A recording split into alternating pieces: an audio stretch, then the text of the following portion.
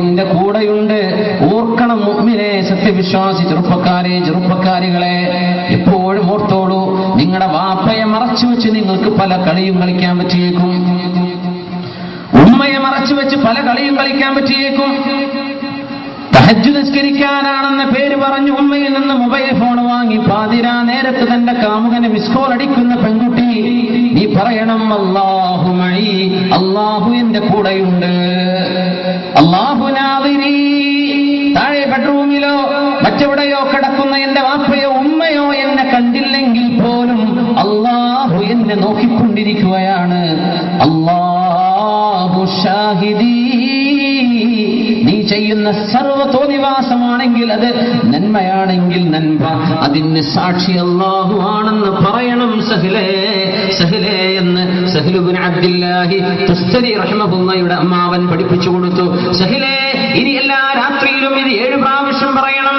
7 പ്രാവശ്യം ഈ കുട്ടിയെ പഠിപ്പിക്കാം. ഇതാണ് തർബിയത്ത്. മക്കളെ പഠിപ്പിക്കണം. മുഅ്മിനെ, മക്കളെ വളർത്തണം. മക്കളിങ്ങനെ വളരാണെന്ന്, ഷവർമ തിന്ന് വളരാൻ, അല്ലെ, KFC ഒക്കെ തിന്നിങ്ങനെ വളരാൻ മക്കളെ വളർത്തുന്നുണ്ടോ? ഉമ്മമാരെ വളർത്തിയിട്ടുണ്ടോ? കുട്ടികൾക്കെന്താ പൈസ അങ്ങനെ അയച്ചു കൊടുക്കുന്നു. മദ്രസ 2ാം ക്ലാസ് എത്തിയപ്പോഴേക്കും കുഞ്ഞിന്റെ കയ്യിൽ ഫോൺ കൊടുത്തു, അല്ലേ? അപ്പോഴേക്കും ഐപാഡ് വന്നു, ഐഫോൺ വന്നു, അല്ലെ, എന്തെല്ലാം സംവിധാനങ്ങൾ, ലാപ്ടോപ്പുകൾ മേടിച്ചു കൊടുത്തു. എന്ത് വേണോ എല്ലാം മേടിച്ചു കൊടുത്ത വാപ്പ, നീ ചെയ്തത് തർബിയത്തല്ല, ഇതൊരു വേലക്കാരിക്ക് ചെയ്യാൻ പറ്റുന്ന വിഷയമാണ്.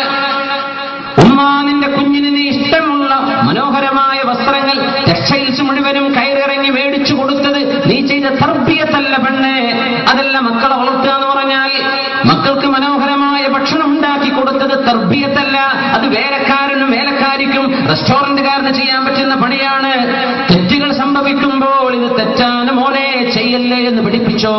നന്മകൾ ചെയ്യാൻ പ്രേരിപ്പിച്ചിട്ടുണ്ടോ? ഇതൊരു വാപ്പയും ഉമ്മയും ചെയ്തില്ലെങ്കിൽ ഈ കുറ്റത്തിന്റെ പരിഹാരം, ഈ കുറ്റത്തിന് എങ്ങനെയാണ് അല്ലാഹുവിന്റെ മുമ്പിൽ സാക്ഷി പറയാ? മക്കളെ വളർത്തണ്ടേ? മക്കൾക്ക് തർബിയത്ത് ചെയ്തിട്ടുണ്ടോ? ഇന്നതാണ് നന്മ, ഇന്നതാണ് തിന്മയെന്ന് മക്കളെ പഠിപ്പിച്ചു കൊടുത്ത 15 വയസ്സ് വരെ പഠിപ്പിക്കൽ നിങ്ങളുടെ ബാധ്യതയാണ്. 15 വയസ്സ് കഴിഞ്ഞിട്ട് മക്കൾ പഴച്ചുപോയാൽ അവരും അല്ലാഹുവും തമ്മിലാണ്. 15 പോലും വേണ്ട. നമ്മുടെ സ്കൂളുകളിൽ 10th 9th കഴിഞ്ഞ മക്കൾ +1 +2 കഴിഞ്ഞാൽ അവരും അല്ലാഹുവും തമ്മിലാണ് പിന്നെ പ്രശ്നം. വാപ്പയോട് പിന്നെ ചോദ്യമില്ല. 11 വരെ ഈ മക്കൾക്ക് ബോധമാകുന്നവരെ പഠിപ്പിച്ചു കൊടുത്തിട്ടുണ്ടെങ്കിൽ വാപ്പ ഉമ്മ നിനക്ക് സുരക്ഷിതമായി കിടന്നുറങ്ങാം. നിന്റെ ഉത്തരവാദിത്വം നിങ്ങൾ നിർവഹിച്ചു കഴിഞ്ഞു. അത് ചെയ്യാത്ത വാപ്പയോടാണ് ഞാൻ പറയുന്നത്, അത് ചെയ്യാത്ത ഉമ്മയോടാണ് പറയുന്നത്. എന്ത് തർബിയത്താണ് നമ്മൾ മക്കൾക്ക് കൊടുത്തത്? ഉറങ്ങാൻ മനോഹരമായ ബെഡ് മേടിച്ചു കൊടുത്തതോ? മനോഹരമായ കംഫർട്ട് മേടിച്ചു കൊടുത്തതോ? കമ്മ്യൂണിക്കേഷന് ആവശ്യമായ ഡിവൈസുകൾ വാങ്ങിച്ചു കൊടുത്തതോ? ഇതാണോ തർബിയത്ത്? അതിന്റെ പേരിൽ ഈ സമൂഹം അനുഭവിച്ചുകൊണ്ടിരിക്കുന്ന നാണക്കേടുകൾ എത്രയാണ്! എവിടെയാണ് ഇതൊക്കെ കൊണ്ടുപോയി വെക്കുക? ഈ പാപഭാരം, അപമാനത്തിന്റെ കഥകൾ, സങ്കടപ്പെടുത്തുന്ന കഥകൾ, ചീഞ്ഞുനാറുന്ന കഥകൾ ആരോട് ചെന്ന് പറയണം? ആരാണ് ഇതിന് ഉത്തരവാദികൾ? സഹലേ, നിങ്ങൾ ഓരോ രാത്രിയിലും 7 പ്രാവശ്യം പറയണേ, അല്ലാഹു മഈ, അല്ലാഹു നാദിരി, അല്ലാഹു ഷാഹിദീൻ. ഞാൻ 7 പ്രാവശ്യം പറയാൻ തുടങ്ങി. എന്നിട്ട് എന്റെ അമ്മാവനോട് ചെന്ന് പറഞ്ഞു കൊടുത്തു, അമ്മാവ, ഞാനിത് പറയാൻ തുടങ്ങിയിട്ടുണ്ട് 7 പ്രാവശ്യം. എന്നിട്ട് എന്നോട് പറഞ്ഞു, യാ സഹലേ, ഖുൽ ഫീ കുല്ലി ലൈലത്തിൻ 11 മറ. ഇനി എല്ലാ രാത്രിയിലും 11 പ്രാവശ്യം പറഞ്ഞൂടെ ഈ വാക്കുകൾ?